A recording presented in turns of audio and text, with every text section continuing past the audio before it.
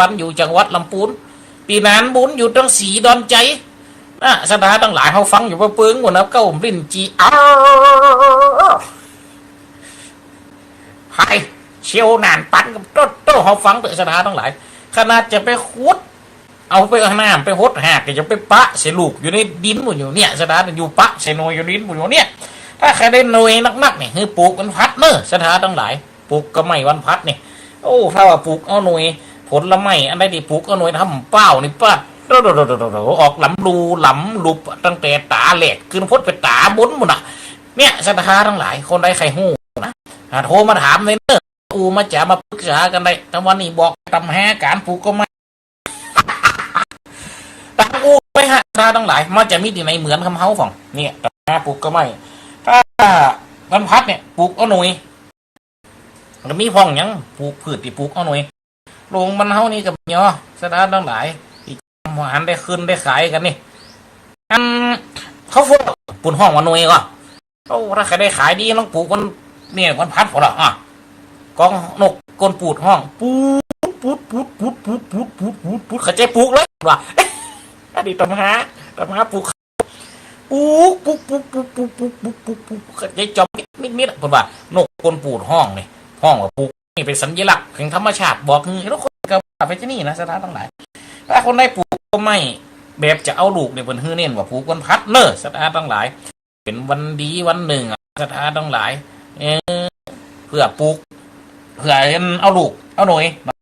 ต่อไปวันศุกร์นี่ปลูกต้นไม้เอาพืชเอาพืชนี่ยังได้สถาบันดาพ่อแม่พี่น้องไผพอจะเข้าใจฝั่งมันมีตำหานี่สถาบันอะไรตัวเจ้าหนูเนี่ยหันได้ไม่พอเนี่ยมันมีตำหาไว้เพราะว่าเอาพืชยังเช่นเก้าสถาบันดาพ่อแม่พี่น้องปลูกเอาพืชเอานี่เอาพืชผลกับพวกมันเอาหน่วยกับพวกมันเอาเล้ากับพวกมันเอาลำกับพวกมันเอาต้นกับพวกเนี่ยสถานทั้งหลายอันนี้แค่ปลูกเอาพืชแต่ว่านี่อันนี้เป็นตำหาว่าถ้าเขาได้ใครปลูกเอาพืชเอาวันศุกร์นี่มันจะมีอยู่อาหารคนเขาเนี่ยมันจะมีอย่างผักสาหารมังสาหารพลังต่างๆนานาเนี่ยพืชนี่ก็จัดเป็นแฮมอย่างหนึ่งสถานพ่อแม่พี่น้องอย่างกับธัญพืชงาอันนี้ก็เป็นอย่างถั่วงาเม็ดข้าวโพดต่างๆนั่นนะคนได้จะปลูกเอาพืชเนี่ยไปฮือยืดเอาวันศุกร์เนอะสถาบันดาพ่อแม่พี่น้องวันเสาร์นี่เอาใบอย่างเดียวสถานทั้งหลายวันเสาร์นี่นะอาทิตย์จันทร์การพูดฟัดศุกร์เสาร์วันเสาร์นี่เอาใบอย่างเดียวสถานทั้งหลายถ้าคนได้จะปลูกเอาใบส่วนมากก็ไม่ที่ใจใบจะยังฟังยาดิดฮัลโหลยาคืนฮัลโหลปลูกเอาใบใจอย่างดอแม่นก็สถานทั้งหลายขายใบสมัยก่อนตู้เป็นละออนในปฏิเสียบยากันนะมีไม่หีบมีไม่เสียบโอ้เหลาเลี่ยมเนี่ยถึงเวลากันใส่ล่อขนใส่ล่อยกตู้ที่มีล่อเนี่ยนะล่อต่างยาไม่ปดต่อไปหรอก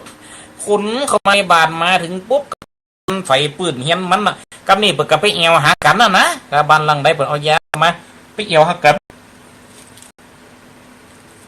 เอวหากันช่วยกันเสียบยาเอาไปฟังวงที่บนอูกันมีอยู่ฮันโมไปฟังนิทานคนเก่าที่คนเล่าเขาฟังเขาก็ไปฟังฮัลโหลโอ้ไปฟังบางทีลังขังก็เป็นดีง่อมก่อนนะคือหาคนเฒ่าคนแก่เก่าเกียที่เป็นอยู่ด้วยกันห่วมกันมาห้อยแล้วมดเสียบแล้วมดก็ไปตายไว้เอาไปห้อยไว้เป็นอย่างนี่สถานทั้งหลายยุคเก่าเหรอเขามาฟังนี่อันเนี้ยปลูกเอาใบถ้าว่าจะปลูกเอาใบใครได้ใบนี่ก็ไม่ที่เขาปลูกคือปลูกวันเสาร์สถาบันดาแม่พี่น้องปลูกวันเสาร์อันนี้เนอะเป็นการเอามาอูมาจ๋ามาพันละนะกันฟังนี่สถาทั้งหลายเพราะฉะนั้นตอนนี้เขาก็จะได้เปิดโอกาสนะปีเปิดรักมานะปลูกเอาใบกันยังกันช้าระบบบ่ายวะยุคนี้ต้องเป็นปลูกเป็นเสรีเนาะเอาเป็นน้ำมันกะนี่เอาไปใส่ไปปลอกก็เอาใส่ไปต้มกันอย่างทุกเจ้านี่มันได้หอมจับล้มทันทีน่ะบางเกี่ยบางข้าวโอ้เอาแม่ใช่ตัวสาบกินได้กระตึ้งได้เขานี่กัดขึ้นแรงทันทีมันก็เป็นแต่คนบางคนนะในสถานทั้งหลายที่มันถูกล้มถูกนี่เนี่ยสถานอันนี้นี่ก็วันเสาร์นี่ปลูกก็ใบส ศรัทธาทั้งหลายเนาะ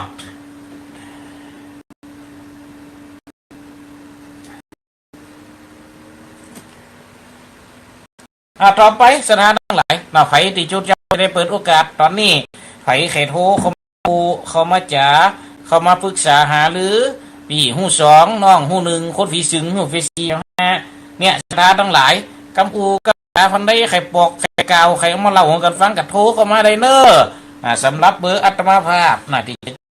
ในวันนี้ก็เบอร์0857240944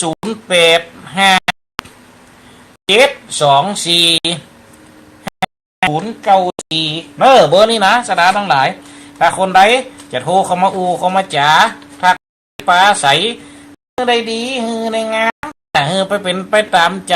แลกเปลี่ยนงูกระตักเข้ามาได้เนอะศรัทธาตีเบอร์ที่ดูเจ้าบอกไปเป็นที่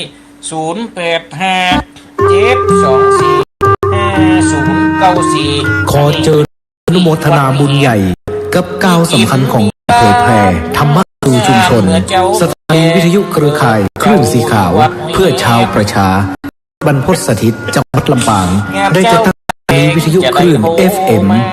106.50 เมกะเฮิรตซ์ณวัดบรรพตสถิตตำบลพระบาทอำเภอเมืองจังหวัดลำปางเพื่อเป็นกระบอกเสียงแห่งธรรมข่าวสารบุญและสนับสนุนกิจการพระสงฆ์มาตั้งแต่วันที่ 1 มีนาคม 2569 บัดนี้ถึงเวลาอันเป็นมงคลขอเชิญร่วมงานทำบุญเปิดสถานีวิทยุวัดบรรพตสถิตผีสามีติกรรมสุมาคารวะเราดำหัวครูบาอาจารย์พระพักเผยเครือข่ายคลื่นสีขาวปี 2569 พบกันในวันเสาร์ที่ 25 เมษายน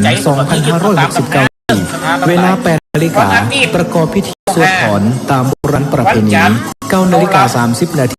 ร่วมฟังเวทีเสวนาธรรมพระสงฆ์กับการสื่อสารโลกขานวิทยุท้องถิ่น นาฬิกา 30 นาทีพิธีเจริญพระพุทธมนต์สืบชะตาเพื่อความเป็นสิริมงคล 11 นาฬิกา 29 นาทีพิธีเปิดป้ายสถานีวัดบรรพตสถิตอย่างเป็นทางการ 12 นาฬิกาอิ่มบุญอิ่มต้องกับโรงทานเดินรถจากญาติธรรม 13 นาฬิการ่วมพิธีสามีจิกรรมสักเก้าดำหัวพระสงฆ์ครูบาอาจารย์พระนักเผยแผ่จำนวน 50 รูป 14 นาฬิกาพิเศษกิจกรรมจับสลากมอบของขวัญรางวัลแทนใจให้แก่ญาติโยมขอเชิญคณะศรัทธาท่านผู้ฟังร่วมเป็นเจ้าภาพปัจจัยถวายพระเอาดิวันอาทิตย์ถ้าคนใดอยู่ไปเอาวันจันทร์นี่สำดีนักวันนี้จะเป็นวันมหาเสน่ห์หรอวันจันทร์นี่นะสถาวันอังคารก็ดีนักเช่นกันสถาอันนี้นะวันพุธวันพุธนี่ก็ดีนักเหมือนกัน3 วันทัดกันไม่ดีเนอะพฤหัสบดีนี่ถ้าจะไปไถเอาถาดถ้าไปไถเอาคาถาดบริวารหรือจะเงินรับทอง